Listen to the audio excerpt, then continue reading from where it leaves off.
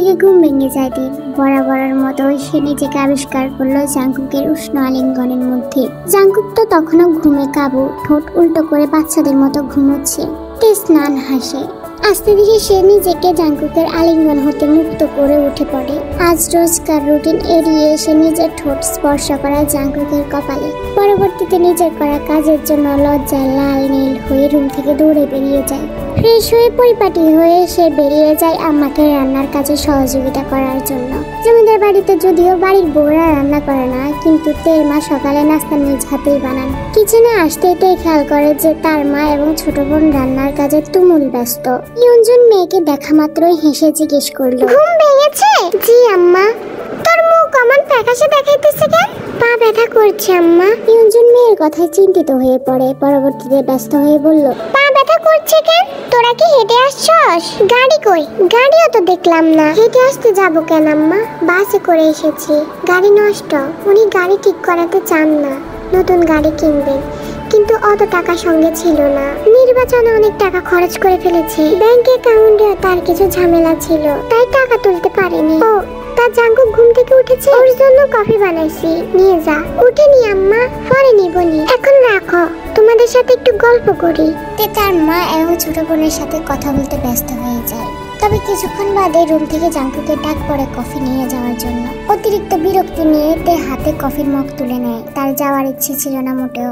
একবার ভেবেছিল যে তার ছোট বোনকে দিয়ে কফি পাঠিয়ে দিবে, কিন্তু এরপরে যদি জাংকুক এর জন্য শাস্তি দেয় তাকে। শুষ্ক ডোক গিলে তে রুমের দিকে গিয়ে যায়। রুমে ঢোকার পরই তার সামনে ভেসে আসে জাংকুকের ঢুলু ঢুলু অবস্থা। দেয়ালে ঠেস দিয়ে বসে বারংবার ঘুমে নুয়ে পড়ছে সে। তের প্রচন্ড রাগ হয়। ঘুমাচ্ছে ঘুমাক না, তাকে ডাকার কি প্রয়োজন ছিল? হিতাহিত জ্ঞান হারিয়ে রাগের বসেতে বেশ সাইড টেবিলে রাখা জগ হতে পানি ঢেলে নেয় গ্লাসে। পুরোপুরি এক গ্লাস পানি ঢেলে নিয়ে সে ছুঁড়ে মারে জাংকুকের মুখ বরাবর। হকচকিয়ে শটান হয়ে বসে জাংকুক তীক্ষ্ণ দৃষ্টিতে তাকায় তের দিকে। তে স্বাভাবিক প্রায়। জাংকুক তেতে উঠে বলল, হোয়াটস রং উইথ ইউ? কি করলে এটা ডাফার? তে নাক ফুলিয়ে উচ্চ স্বরে বলল, আপনি যেহেতু ঘুমাচ্ছিলেন তাহলে আমাকে কফি নিয়ে আসতে কেন বললেন? একটু শান্তিতে থাকতে দেয়া যায় না? জাংকুক তের হাত ধরে হেঁচকা টান মেরে তার সন্নিকটে নিয়ে আসে। এক হাত আবদ্ধ করে তের পিঠে, অন্য হাত দিয়ে তের তুলতুলে গাল চেপে ধরে চিবিয়ে বলল, আমার যা ইচ্ছে আমি তাই করব। দরকার পড়লে তোমায় সবার সামনে ঠোঁটে চুমু খাবো, কোলে নিয়ে 10 গ্রাম ঘুরবো, যা মন চাই তাই করব। কার বাপের কি? তোমার কোনো সমস্যা এতে? তাহলে কাল রাতের করা কাজটা রিপিট করা উচিত, রাইট? তে চুপসে যায়। জাংকুক খানিকটা জোরে তার গাল চেপে ধরেছে। গাল দাঁতের সাথে লেগে গিয়ে ব্যথাটা যেন দ্বিগুণ রূপান্তর করেছে। তে চেষ্টা করে জাংকুকের দানবী হাত নিজের গাল থেকে সরাতে। তীব্র ব্যথায় আখি পল্লবে পানি এসে জমেছে তার। জাংকুক হঠাৎ থেমে গিয়ে তার চোখের দিকে দৃষ্টি দেয়। চোখের কোণে পানি দেখে সে চটজলদি তেকে ছেড়ে দিয়ে দূরে সরে বসে। তে ছাড়া পেয়ে লম্বা শ্বাস টানে। ব্যথাতুর গালে হাত বুলিয়ে সে কাতর কণ্ঠে বলল,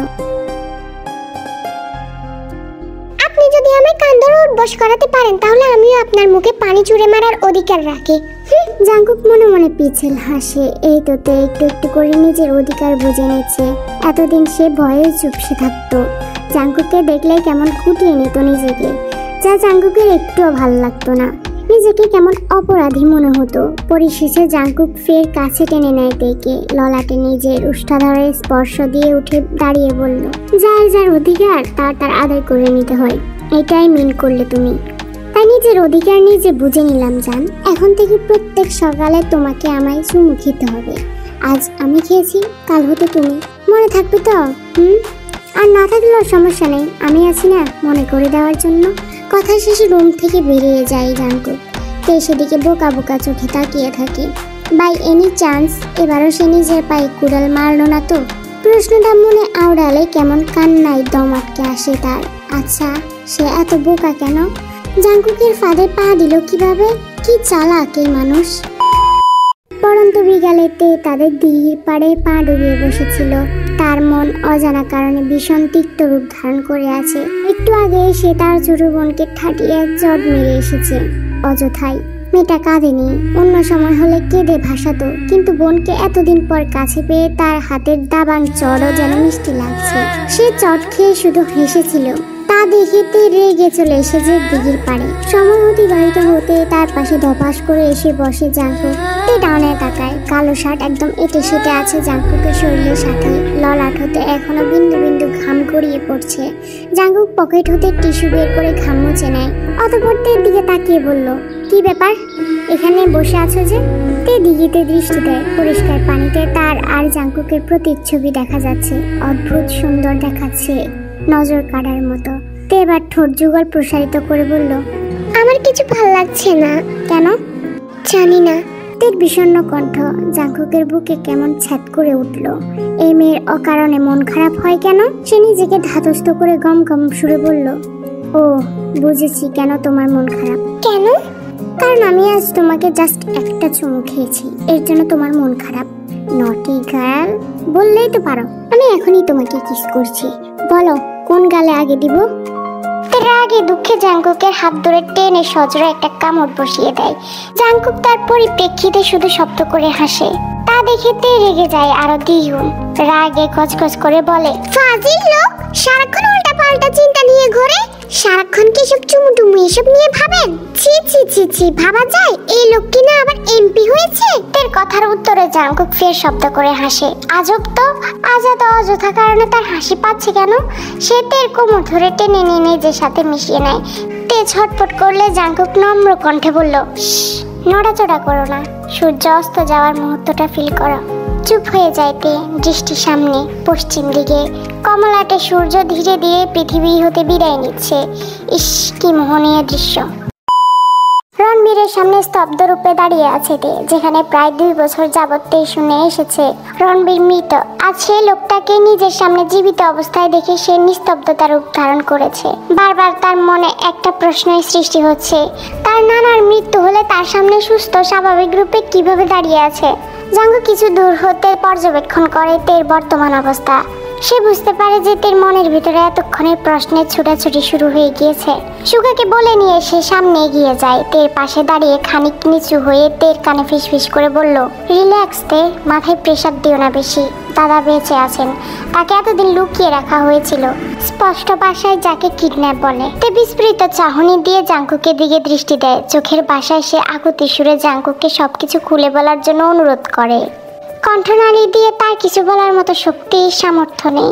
কেমন থরথর করে কাঁপুনি দিচ্ছে শরীর, কণ্ঠনালী যেন জমে বরফ। জাংকুক তাকে চোখের ভাষায় আশ্বস্ত করে বলল শান্ত হতে, সে একে একে সব বলবে। খানিক বাদে জমিদার বাড়ির অন্দরমহল হতে টেনে হিস্টে বের করে আনা হয় আলে আহমেদকে। মহিলা পুলিশ তার হাতে হাত করা পরিয়ে টেনে টেনে নিয়ে আসছে। তারই পেছনে আসছে ইয়ুনজুন। চিন্তায় তার চোখ মুখে ঘাম জমছে। চেঁচিয়ে সে বলল, এই এই, আপনারা আমার আম্মারে এরকম টেনে নিয়ে যাইতেছেন কেন? জানেন উনি কে? জমিদার বাড়ির কর্তি উনি, ছাড়েন ওনাকে। ইয়ুনজুনের কথাগুলো যেন কানেই গেল না মহিলা পুলিশ দুজনের। নিজেদের উপরে আরোপ করা কাজ অনুসারে তারা আলে আহমেদকে টেনে এনে জমিদার বাড়ির ঠিক মধ্যখানে দাঁড় করায়। হতভম্ব, কি হচ্ছে এসব? জাংকুকের দিকে চাহনি দিতে জাংকুক বারবার বলছে শান্ত হতে, অপেক্ষা করতে, কিন্তু এসব দেখে কি আর এগুলো পালন করা যায়? তে আর শান্ত থাকতে না পেরে সে এগিয়ে যায় জাংকুকের সামনে। তেজি কণ্ঠে বলল, কি করছেন এসব? পুলিশ ডেকে এনে নানুকে এভাবে হেনস্থা করছেন কেন? কি সমস্যা আপনার? জাংকুক টের হাত ধরে হেঁচকা টানে নিজের পাশে এনে দাঁড় করায়। চোখ গরম করে শক্ত কণ্ঠে বলল, একদম চুপ থাকবা, একদম। তে ফের শান্ত থাকার চেষ্টা করে, কারণ এখনকার জাংকুককে দেখতে তার বড্ড ভয় লাগছে। কেমন হিংস্র চাহনি উদ্ভ্রান্তের ন্যায় তাকিয়েছিল তার দিকে। জাংকুকের আদেশ অনুসারে জমিদার বাড়িতে অলরেডি গ্রামের সবাই উপস্থিত হয়ে গেছে। সবাই কানাঘষা শুরু করে দিয়েছে। কেউ কেউ তো টেরা চোখে আলে আহমেদের দিকে তাকিয়ে বিদ্রূপ মন্তব্য করছেন। পুরো ঘটনায় আলে আহমেদ একদম চুপ। রণবীর গভীর দৃষ্টিতে তাই দেখছিলেন। নিজের করা কৃতকর্মে রণবীরের ইচ্ছে হয় আলেয়ার পা ধরে মাপ চাইতে। আবার আলেয়ার করা কৃতকর্ম মনে উঠলে তার রাগ তরতর করে বেড়ে যায়। জাংকুক উঠোনের মাঝখানে দাঁড়িয়ে উঁচু কণ্ঠে বলল, সবাই একটু আমার দিকে তাকান। আজ আপনাদের অতি একজন সম্মানিত ব্যক্তি আলী আহমেদের করা কুকর্মের বর্ণনা দিব। সবাই একটু শুনবেন। জাংকুক বলা শুরু করে। আলিয়ার করা সব কুকর্ম একে একে বলতে থাকে। রণবীরকে এত বছর আটকে রাখা সম্পত্তির জন্য, ছলে চাতুরে তার সাথে তের বিয়ে দেওয়া বাচ্চার জন্য, উইল অনুসারে ন্যান্সির মৃত্যু কাহিনী, প্ল্যানের আরো ক্ষুধা তার ছোট ভাই কাই, যিশুকে ফাঁসানো, যিশুর এই প্ল্যানে সাপোর্ট করা, সবকিছু বলে জাঙ্কুক ক্ষান্ত হয়। কানাঘোষা করা সবাই এখন নির্বাক ভূমিকা পালন করছে। কারো মাথায় যে এত প্যাচ থাকতে পারে এটা তাদের জানা ছিল না বোধ হয়।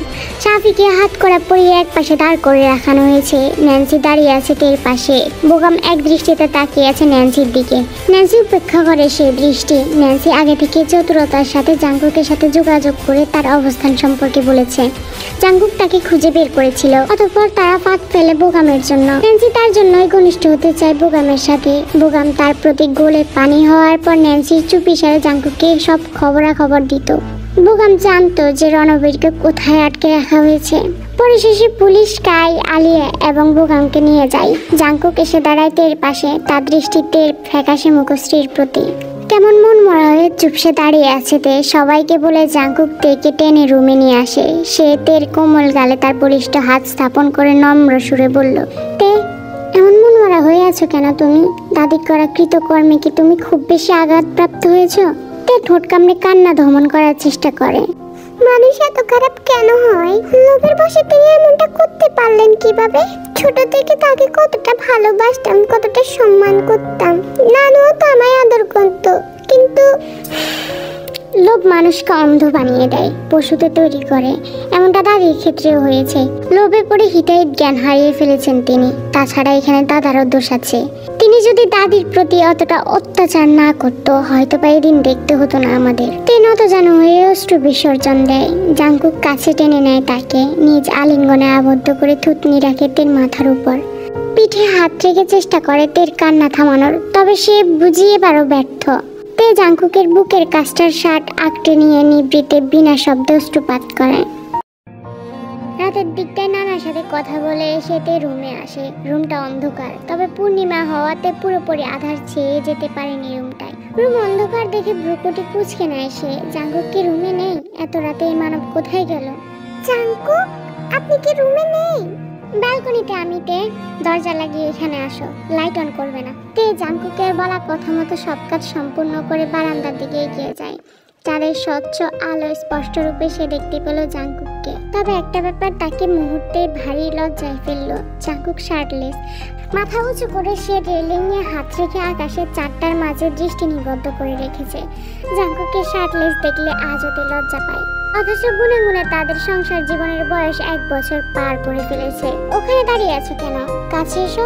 তে খানিকটা অবাক হয়ে এগোয়। আপনি বুঝলেন কি করে আমি আপনার থেকে দূরে দাঁড়িয়ে? জাঙ্কুক শটান হয়ে দাঁড়িয়ে তের পানে দৃষ্টি দেয়। আসক্তময়ী দৃষ্টি। চোখ দুটো চাঁদের পূর্ণ আলোয় কেমন নেশাটে আভাসে পরিণত হয়েছে। তে কেঁপে উঠলো খানিকটা। খুবই সিম্পল। তুমি আমাকে শার্টলেস দেখে নিশ্চিত নির্লজ্জের মতো দরজায় দাঁড়িয়ে হা করে তাকিয়েছিলে। এই, আপনি কি সবাইকে নিজের মতো নির্লজ্জ ব্যক্তি মনে করেন? হ্যাঁ, আপনি নির্লজ্জ, আমি নয়। যথেষ্ট লজ্জা আছে আমার মাঝে। হ্যাঁ, এতই লজ্জা আছে যে আমি শার্ট খুললেই তোমার গাল দুটো আপেলের মতো লাল হয়ে যায়। নিজের লজ্জা সামলাও। দেখা যাবে কোনো একদিন তোমার গালকে আপেল মনে করে কামড় দিয়ে খেয়ে ফেলেছি। তখন কিন্তু আমাকে দোষারোপ করতে পারবে না। অসভ্য লোক একটা। তে বিড়বিড় করে কথা বলল। ঠিকই জাঙ্কুকের কানে এসে পৌঁছে যায়। সে হাসে নিঃশব্দে। এই অসভ্য বলা ছাড়া আর কিছু বলতে পারো না তুমি? বোর হয়ে গেছি আমি এটা শুনতে শুনতে। কয়েকটা গালিও তো দিতে পারো না কি? তোমার গালিগুলো খুব সুইট হয়। ইউনিকটাই। পাতিলের বাচ্চা। How sweet. না জান, চুপ থাকুন। জাঙ্কুক চুপ হয়ে যায়। তবে সে এখনো মিটিমিটি হাসছে তে থতমত খাওয়া চেহারা দেখে। তে সামনে এগিয়ে এসে 2 হাত রেলিংয়ের উপরে রাখে। তপ্ত শ্বাস ফেলে আশপাশ দেখতে ব্যস্ত হয়ে পড়ে তার চক্ষু যুগল। রাতের পরিবেশটা অজান্তে তার মনের বিশাল একটা জায়গা দখল করে নিয়েছে। খানিক বাদে তে অনুভব করে তার ঘাড়ে তপ্ত নিঃশ্বাস। কিছুটা ধারালো কিছু একটা তার কাঁধে স্থাপনের ক্ষণমাত্র। জাঙ্কুক তার থুতনি তের কাঁধের উপরে রেখেছে। তার কারণে তার গালে থাকা চাপা দাড়ির সূচালো খোঁচাতে এই মুহূর্তে অনুভব করছে।